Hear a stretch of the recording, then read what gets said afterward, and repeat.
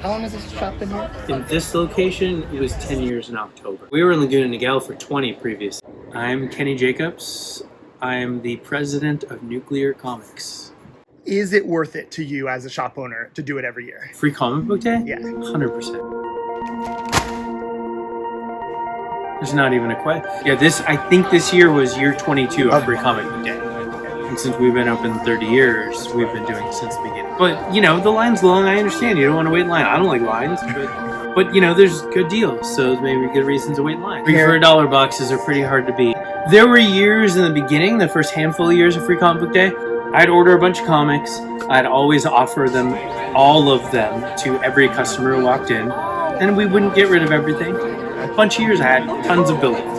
Love the idea, but it just didn't generate. So one of the things that I did for a really long time was because Free Comic Book Day was always the first Saturday of May, which is tied to the summer blockbuster. This was back in the day where the lines would be around the building for those movies. So I used to go to the Aliso Viejo theaters, and I would sit outside the theater with a little table and free comics and say, you could have one, but you could have all these if you show up at the shop tomorrow. Over the years that I did it, and I did it for a bunch of years, not nobody, but I'm telling you, less than 10 people. But then we got to a point where it just, something clicked and the public just started coming out. Comics are weird because comics are kind of an expensive medium.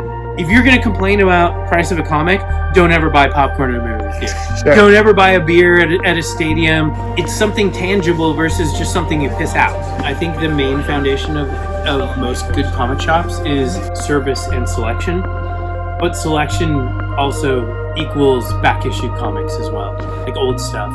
Older the better. This year, one thing led to another, and all these people said, hey, are you gonna have anybody? And I'm like, just show up.